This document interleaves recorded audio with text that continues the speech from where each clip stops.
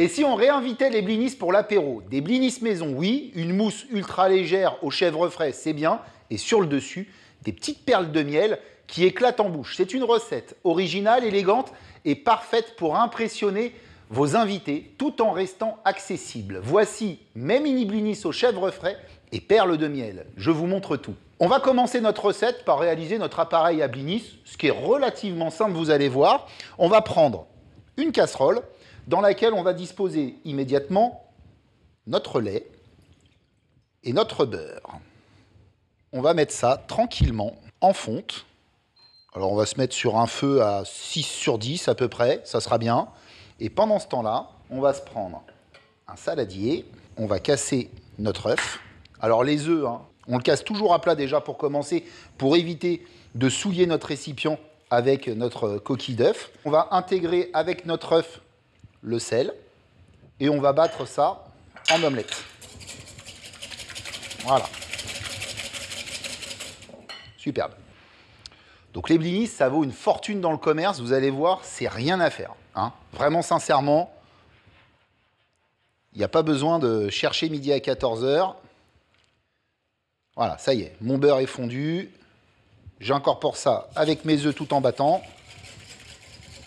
Et j'incorpore tout de suite ma farine dedans.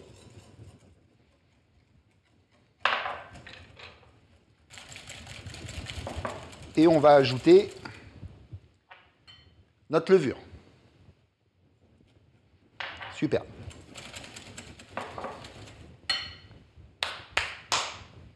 Appareil à blinis terminé. Je vous ai dit que ce n'était pas compliqué, d'accord? Pour pas trop s'embêter, l'idéal, c'est d'avoir ceci, une pipette. Ça vous permettra de venir déposer vos petits ronds dans votre poêle au fur et à mesure, d'accord? Si vous n'avez pas de pipette à la maison, vous pouvez utiliser une poche aussi, ça peut marcher. Sinon, vous faites des petits tas avec votre cuillère. Moi, l'appareil à blinis, en général, je le laisse reposer un petit 10 minutes, un quart d'heure avant de l'utiliser. C'est pas obligatoire, mais je préfère parce que vu que mon lait et mon beurre étaient un peu tièdes, on va dire, ça permet à ma pâte de tranquillement redescendre en température. Donc là, ce qu'on va faire, c'est qu'on va passer dans notre pipette notre préparation. Moi, personnellement, je passe par l'utilisation d'une poche. Je trouve ça plus simple. Donc la poche, on ne s'embête pas. On se la met dans la main comme ça en la retournant. Et on va passer notre appareil à l'intérieur tranquillement, comme ceci. Une petite maryse pour venir récupérer tout ce qui traîne au fond de notre saladier.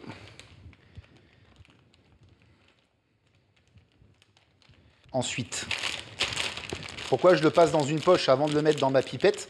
Ça me permet de venir couler proprement dans ma pipette sans en mettre partout.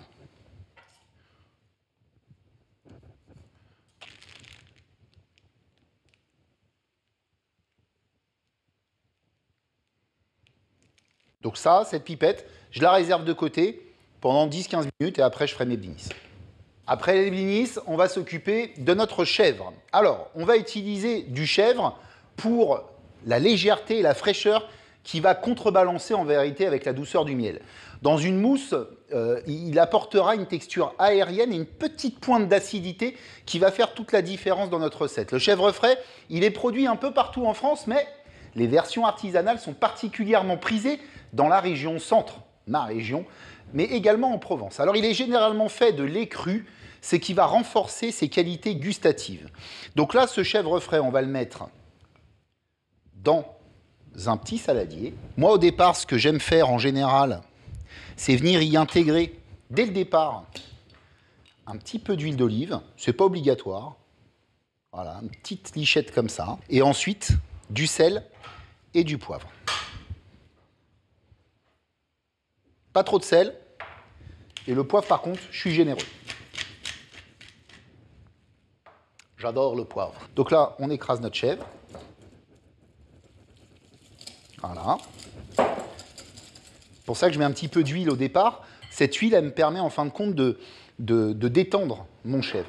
Et là, je vais mettre ma crème. Mais je ne vais pas tout mettre d'un coup. Ne suivez pas bêtement une recette. Fonctionnez au résultat. On va mettre un peu plus de la moitié de la crème. On va mélanger et on va voir comment ça réagit. Vous voyez, là, j'ai une texture qui est plutôt encore dense. C'est magnifique. Je vais pouvoir mettre le reste de ma crème. Parce que le chèvre, si vous voulez, si vous avez un chèvre qui est un peu plus sec, il faudra mettre un peu plus de crème. Si votre chèvre est plutôt encore flotteux, entre guillemets, on mettra un peu moins de crème. Hein. Et là, je bats un petit peu pour avoir une masse bien homogène et incorporer un petit peu d'air dans mon chèvre. Voilà. Et là, vous voyez, j'ai quelque chose de mousseux en bouche. On prend une maryse et on vient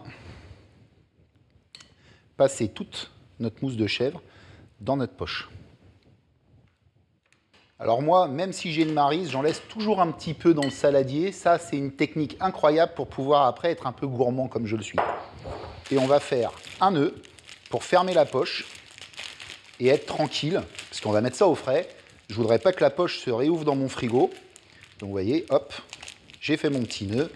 Et je vais réserver au frais ma mousse de chèvre jusqu'au moment du dressage. Alors maintenant les amis, on va passer sur la sphérification de notre miel. Alors la sphérification, c'est une technique de cuisine moléculaire qui permet en fin de compte de transformer un liquide, en l'occurrence notre miel, en petites billes qui vont venir éclater en bouche. Dans notre recette, on va utiliser du miel qu'on va diluer dans de l'eau. Donc on va commencer ça tout de suite. On va prendre notre miel qu'on va venir mettre dans notre casserole, comme ceci, et on va venir intégrer également de l'eau. Là, on ne s'embête pas, on se met directement sur le feu, et là on se met sur un feu bien puissant. L'objectif est d'obtenir, en fin de compte, un liquide complet. Donc on veut que le miel se dissout dans notre eau, totalement. Donc là, notre miel est complètement dissous dans notre eau. Et on va incorporer maintenant, dans ce mélange, de l'alginate de sodium. C'est un épaississant naturel qui est tiré des algues, d'accord? Donc cet alginate, on le met dedans. Et avec un mixeur, on va faire en sorte d'avoir une masse homogène. Alors attention, hein, réglez bien votre mixeur, n'allez pas vous en mettre partout. On y va doucement.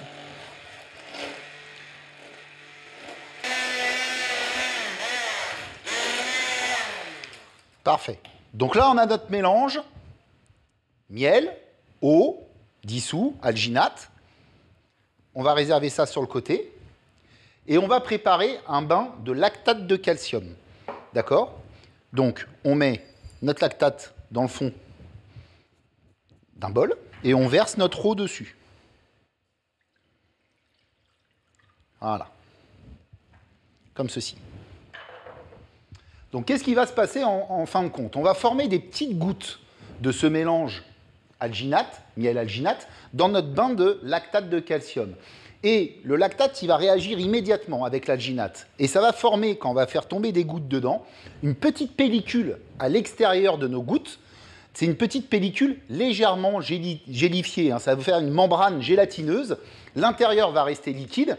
Et c'est cette double texture, c'est-à-dire extérieur un peu solide et intérieur un peu liquide, qui va faire notre sphérification. Alors on a des sphérifications en billes, mais on a également, on peut faire des toutes petites ravioles, des toutes petites perles un peu plus épaisses, qui vont elles aussi exploser beaucoup plus en bouche.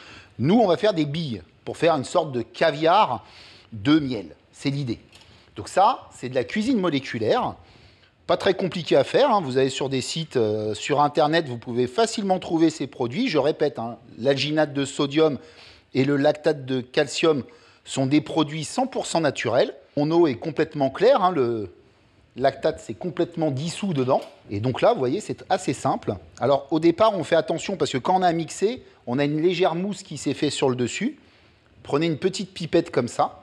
Vous allez aller chercher au fond de votre casserole pour ne pas avoir ces bulles qu'on a sur le dessus. Et vous voyez là, on va, je vais décaler ma casserole, vous verrez mieux, faire tomber des petites gouttes, et dès qu'elles tombent et qu'elles rentrent au contact, ça nous fait des petites sphères.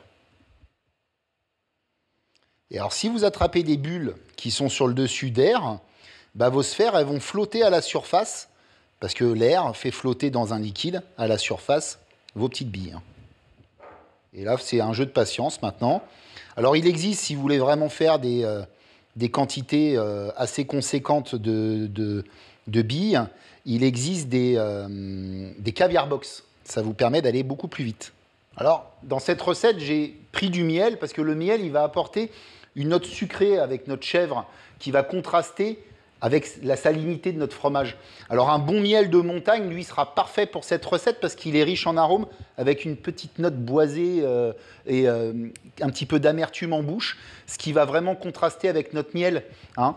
Et ça va réveiller le goût sans l'écraser dans l'idée. Donc, miel de montagne, mieux. Si vous prenez un miel mi-fleur, il risque de se perdre dans votre recette. Il faut un miel plutôt assez puissant. Miel de châtaignier, ça marcherait bien aussi.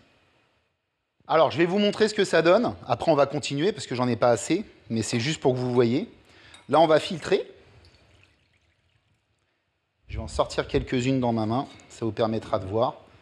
Voilà. Des jolies petites sphères, toutes mignonnes. Voilà. On a ces petites perles-là. Vous voyez, de miel. Ça va être tout mignon. Donc, quand on fait nos sphères comme ça, ce qui est important, une fois qu'on a fait le bain de lactate, qui peut avoir une saveur assez puissante en bouche, bah, ce qu'on fait, c'est qu'on rince nos perles. Donc, on prend une eau claire et on met dans l'eau claire comme ça. Voilà. Et donc là, bah, on reproduit l'opération. On ne les laisse pas trop longtemps non plus dans le bain de lactate. Sinon, la membrane va être encore plus épaisse.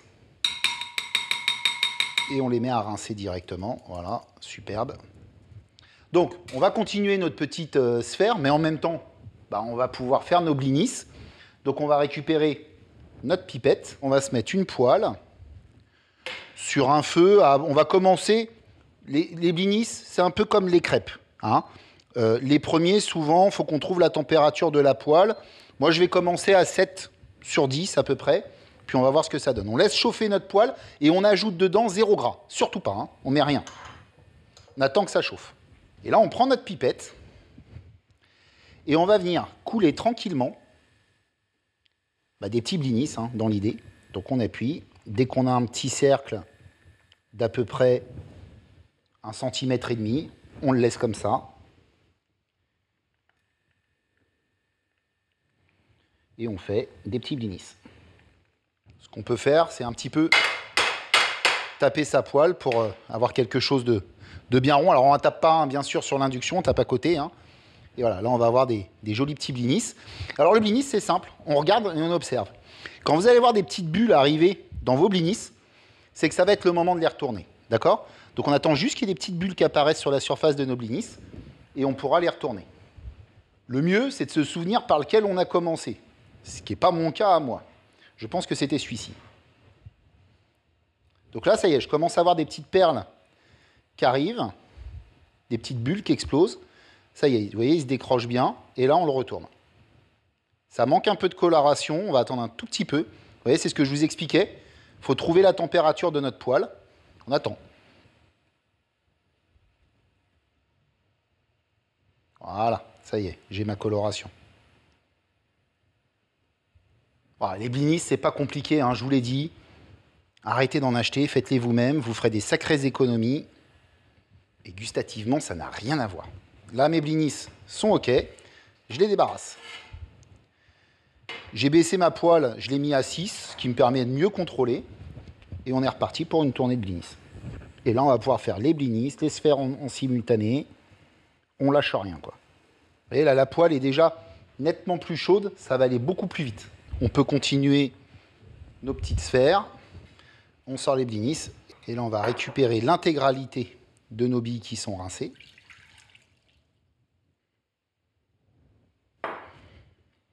Et là, regardez. On a toutes nos billes.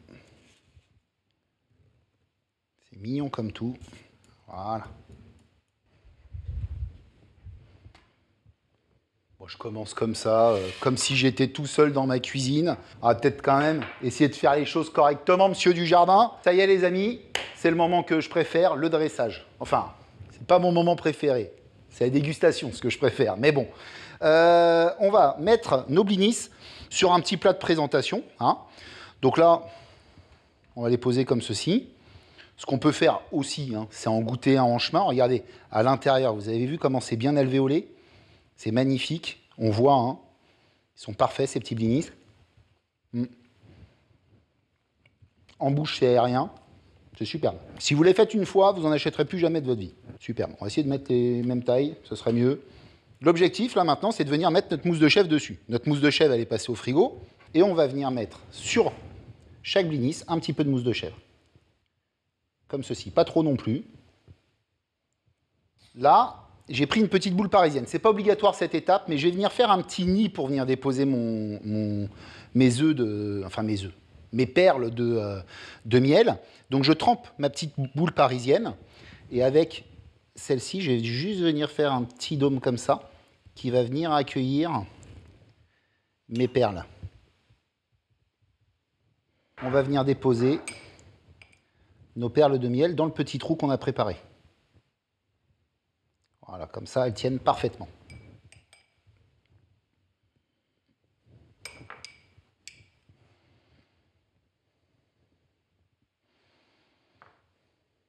Une fois qu'on les a déposées, on peut revenir caler celles qui ne nous plaisent pas. Regardez-moi ça, des mini blinis moelleux, une mousse de chèvre qui tient parfaitement sur nos blinis. C'est vraiment magnifique. Et ces petites perles de miel qui vont donner du croquant en bouche, hein, quand on va mettre avec une douceur en fin de bouche. Moi, je pense que je vais mettre un petit coup de poivre moulin dessus, parce que j'aime bien finir toujours avec un petit peu de poivre moulin, moi. Donc on y va, hein, en une bouchée, on se lance. C'est une bouchée qui éveille toutes les papilles. Je vous en dis pas plus. Ah si, peut-être, je suis fou de perles de miel.